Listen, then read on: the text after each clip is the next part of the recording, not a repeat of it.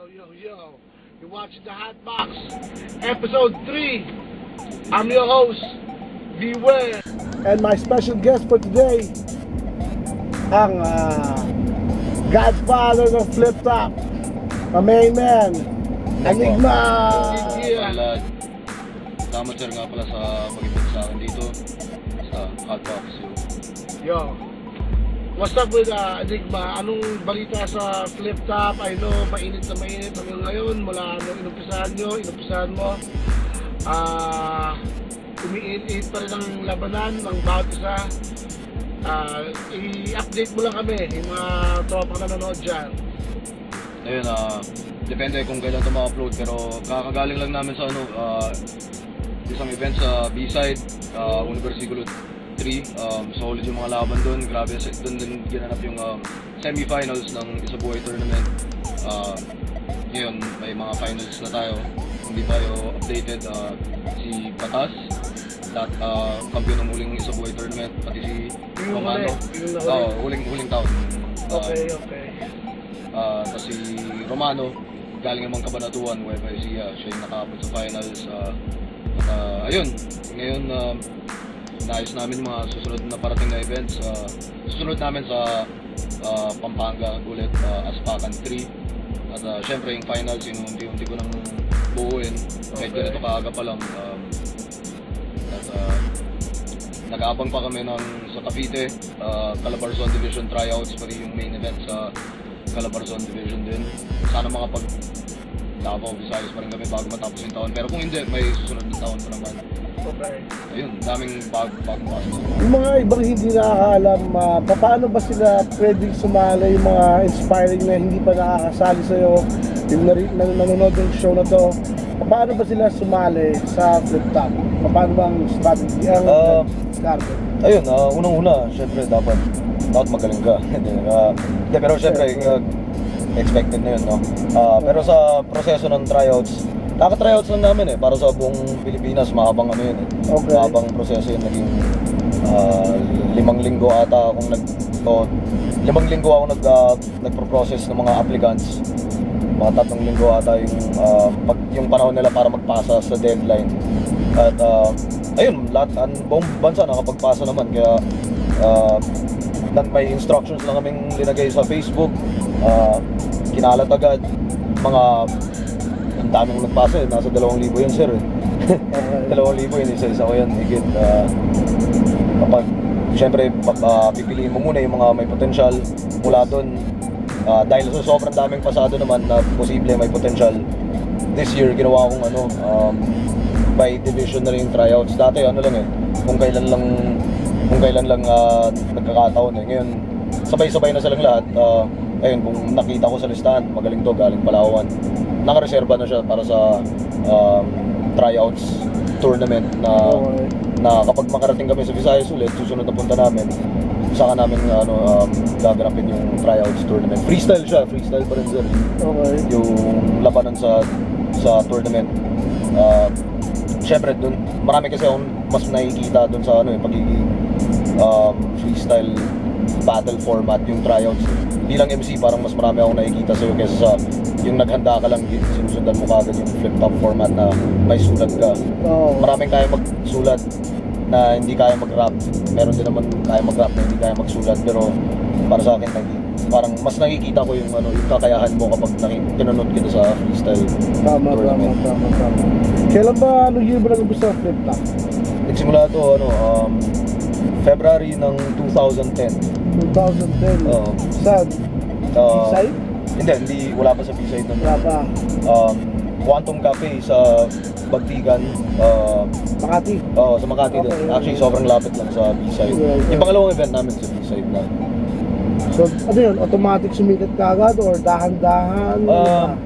Hindi naman agad-agad, pero malakas yung pasok ng views at para sa taong hindi rin naman sobrang, alam mo yun, parang hindi naman ako sobrang sa babad sa computer at sa YouTube nung panahon na yun, lalo na parang hindi ko pa, wala pa akong konsepto masyado kung ano yung viral,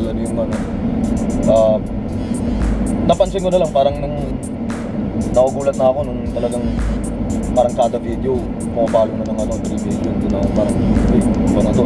Okay. Nung mga Ikaw mismo nagulat ka dyan? Nagulat ka sa reaction ng tao? Oo din, oo. Parang, syempre marami na sa, habang nung inaayos ko pala yung flip top, parang,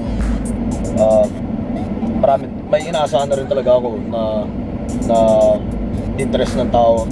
Pero hindi ko inakala ng ganun kalakas at ganun kabilis at ganun kalakas sa mga hindi hip-hop. Kasi parang mukhang yun yung isa sa pinaka diferensya na nagawa ng flip top na ang daming hindi hip-hop na nanonood. Alam mo, hindi sila hip-hop, wala silang alam sa ano. Pero natutuwa sila sa battle rap. Sa kung ano man dahilan, yun. Basta ang daming hindi hip-hop So, na smooth like Naging naging positive effect yun sa madla. Oo. So, kaya yun ang naging classic sa flip top na yun. Saan ba nanggaling yung idea mo na gawin mo tong flip top?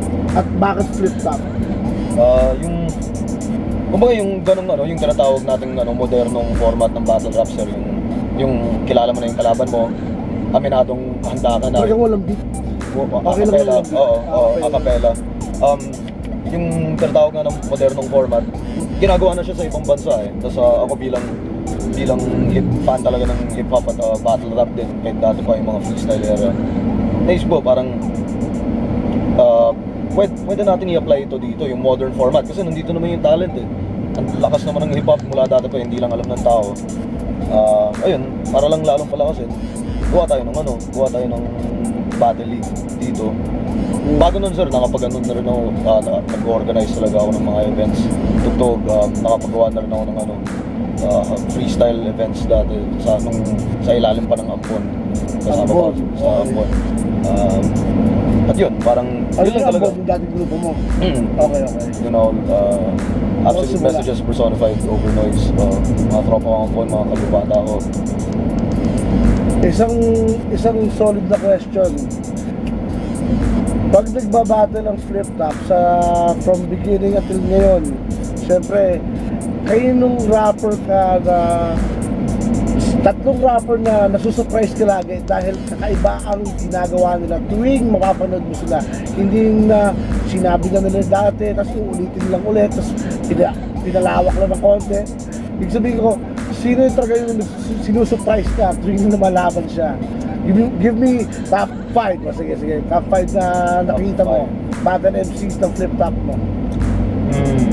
Ang hirap nun kasi para sa akin, ang lakas talaga ng liga eh. Parang kung naiintindihan nga lang tayo ng ibang bansa, yung top 30 natin kayang sumubay sa buong mundo eh. Okay. Na, alam mo yun, kung malalagyan mo ng Battle MCs to? Battle MCs. Okay. Kung mabibigyan mo ng grado na yung level ng MC, kahit Tagalog siya, tas versus English. Pero, sino pa? Kasi sa tanong, naisip ko rin, sir, ibig sabihin, nagugulat ako.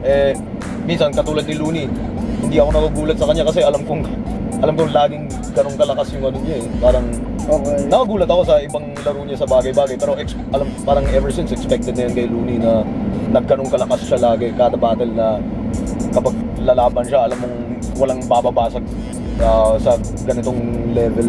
Sino katapat ni Looney para sa'yo? Sinong solid na katapat ni Looney na? Hirap. Mahirap. Wala parang sa totoo lang. I mean, lahat naman wala namang unbeatable. Pero mahirap talunin masasabi kong mahirap talunin si Looney. May mga iba siguro kaya na lang kaya na lang i-out-rap si Looney. May mga iba kaya na lang i-out-humor si Looney. Pero yung overall package siguro parang hindi mo basta-basta matatalo si Looney talaga. Hirap nun. Pero syempre, lahat yun, parang lahat sila kapag alas yung laro, ang hirap talunin. Siguro madaling sagot doon si Saito is siya rin, may expectation ako sa kanya, may inaasahan ako lagi na kalidad ng performance niya. Pero minsan kahit na hindi siya umabot sa mismong inaasahan ko, kakaiba pa rin laging napapakita niya eh. Okay. Kahit handa siya o kahit pure freestyle, besides talaga. Yun ang kailangan sa isang rapper na kahit freestyle ng kahit ano pa yan, o anong battle yan, lalo sa flip top, diba? Oo. Kailangan pabilisan ng utak din yan. Handa ka dyan, dapat. Laban ng mga tunay yan. Sino ba? Motion dami. Dami talaga. Dami rin, no? Smugglers. Smog, syempre. Ano, Oo, dyan, okay. si Bakas, Abra. si Abra, si Sak Maestro, si Palaki. Yun. Lakas. Ang daming ano eh. Sa mga bata pa, mga bagong pasok. Kumbaga, kung kayo, kung sinusundan niyo talaga yung ano, yung naratibo ng Flip Top. Tutusin sila M-Site na nga, medyo matanda na sila kumpara sa mga bagong pasok pa sa liga. Pero yun, sila M-Site, lakas. Sila M-Site, Pistolero, si Prega. Ang dami talaga sir, malupit. Lalo, para sa akin, parang hindi ko na nga pinoproblema yung ganung bagay. Yung sino mas magaling sa ganito, ganyan. Kasi walang katapusan ano yun, yung usapan yun. Tsaka lahat ng bawat individual rapper may kanya-kanya talent. Na hindi mo pwedeng sabihin siya tsaka siya. Oo. Kasi merong advantage yung isa na may advantage din isa. So, sa pag live na lang, doon natin musikahan at that time kung sino yung nagpabagsak doon o ano. Pero laging ganyan yan. Ano mga Flip Top? Ano ba? Susunod? Tatagal pa ba to? Ano bang future? Ano na Flip Top? Mukhang tatagal naman na. Hindi, ano dito nga, nga, tingin mo- hindi ko nga naisip na aabot siya ng ganito eh, ng Okay. 5 taon eh. Parang alam mo yun, kalahating dekada na. So parang, minsan kapag nasa entablado ako na yung intro sa Flip Top na, nandito tayo ngayon sa Flip Top magingay, parang minsan yung isip ko, putya, ilang beses ko pa ito gagawin, no? Parang, siguro ano, hanggat may talentong ano, at tingin ko lagi na yan, parang tuloy-tuloy na yung siklo na yan na ano eh, laging may dadating na mas magaling, mas bata, mas malupit, o at least next level. Siyempre, papatunayan niya sarili niya sa mga mas nakakatanda sa kanya, o mas mga nauna sa kanya sa liga. At yun, siyempre, buong Pilipinas pa yung pinag-uusapan na natin ngayon. Yung dati, ang ikala mo lang sa hip-hop, dito lang, Metro Manila. Ngayon talagang exposed na tayo sa iba't ibang rehiyon ng bansa. Hindi mo akalain na may hip-hop scene dito na ganito kalakas. Hindi mo naisip na balang araw ma-connecta natin yung mga kasama natin sa Davao, sa Cebu. Malawak na narrative Oo. ng Flip Top. So talagang, Lahat kada ng lugar bata, may lahat ng eksena bata, yan. alam nila eh. So malaking bagay yung ginawa mo ng step na yun. Oo. Tama. Sana syempre yung mga bata huwag silang tumutok masyado sa puro battle rap lang kasi napaka-liit na bahagi lang yun sa buong kultura natin. Ginawa yan para makilala nyo yung mga MC na malulupit, para supportan nyo. Makilala nyo rin yung musika nila, supportan nyo. Syempre yun yung hanap buhay ng kami mga swerteng mga pag full-time na hip-hop, alam mo yun, parang yun yung hanap buhay namin eh. Kaya sana tuloy-tuloy pa rin yung suporta o lumakas lalo yung suporta sa musika at sa, alam mo yun, anong dami pang pag-aaral sa hip-hop na matukusan rin yun. Background ni Enigma, kailan ba umpisa mag-rap si Enigma? Kailan ka umpisa mag-rap? Ting aga ng parang mga 12 anyos ako, parang may mga alam mo yun, parang wala pang kwenta nun, pero sinusubukan ko na. Masasabi ko, mas nagseryoso talaga siya ng 14 anyos na ako. Okay. At 14 anyos, sumali rin ako sa battle dati. Veterano yung kalaban ko, tanggal ako kagad. Pero yun, mga kababata ko sa Ampon na naniwala sila sa kakayahan ko. Sinali ako sa Ampon. Doon talaga ako natuto, doon ako lumaki, doon ako talagang namulat sa hip-hop sa Ampon. Yan, record dito, record dyan, tuloy-tuloy lang, perform. Practicein yung live performance para lumpit lalo. Sulat, syempre kailangan laging mag-ensayo. Sa lahat ng rapper, ang pinakagusto kong tinatanong ko sa kanila naaalala niyo pa ba yung unang rap niyo? Yung unang verse na sinulat niyo na hanggang ngayon ay memorize niyo pa? Usually, gusto ko tinatanong sa mga tropa ko na mga kakilala ko rapper, may verse mo bang naalala na gusto mong marinig namin kahit old school pa man yan. Kasi ako meron sobrang old school talaga. 1990 sinulat ko yun. Pero until to this day, memorize ko. So, meron ka ba nun? Yung pinakaunang-una ko talaga, hindi ko na matandaan. Pero Okay. ayon sa memory banks ko, may isa akong ano eh. Medyo luma na, parang matagal ko na siyang nasulat. Okay. Yung ba dyan, familiar kayo sa verse na to. At luma na nga itong verse na to. Nasawa na nga ako i-perform minsan. Pero English nga pala banat ko para sa lahat ng hindi nakakalam ba, hindi lang ako referee ng flip top. Pakinggan natin to. Mag-rap. Si Enigma. It's the world's deadliest plague, elusive with several shapes and shades, consuming every generational phase, assuming any face of state, diluting men to slaves, uprooting sense from brain. Students set the graves when mental laziness settles and other truths are entertained. Makes it purely preferential, no proof or demonstrations. Tested explanations are graded second rate. The subjective guesses embellished, whose essence rests in faith. And academic henchmen profess to perpetuate the reckless misdirection progressions left to waste. Yet them pseudo-intellectuals have pensions for center stage. Memories assuaged, certain segments penetrated with oppressive agenda. The act of treachery is laid, prophetic messages persuade. Pay respects and pray, venerate the sager. Taste the edge of blades, best befriend the holy saints. Lest you're fed straight to the flames of deadly weapons in exchange. The pen can kill or save, the end is still the same, but true heaven is delayed. Steve, pwede. Yun pala si Enigma. Kasi curious din ako kung ano talaga ang flow, dating ni Enigma, bakit sikat to So, nagpapasalamat nga pala ang Hotbox for, gracing us some your time, kasi alam ko busy ka rin. Flip top, sumabog, ayan na, busy si tropa, at may bibigay ako sa kanya. Uy, Pa! salamat. Pa! Na. Pare, salamat dahil gusto sa... Pwede ba ako mag-advertise? Oo, pwede. Ano bang Nga pala, kung supporta natin lahat? maliban sa flip top, tinatakbo ko rin yung label namin, Uprising. Maraming may mga artists doon. Ito mga latest na proyekto namin.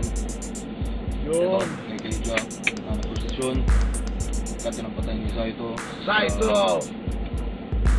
Collaboration album ni Balakid at ni DJ Onk, kakakalabas lang nung huling Sabado lang, actually doon kami galing sa album launch na yan. Lahat yan mahanap nyo, kontakin nyo lang sa Facebook pare, uprising.ph, facebook.com/uprising.ph o kaya sa /MC Enigma, yun yung mga Facebook ko. Pwede yung tanongin doon kung paano kayo makakuha. O kaya sa mga tugtog, syempre kung sundan nyo yung mga pahina namin, yung mga schedule namin. Sir, maraming salamat ulit. Solid. Enigma, The Hotbox, episode 3. I'm your host. My name is Beware. And I guess, salamat, Enigma. Peace. The Hotbox. Prak. Yeah.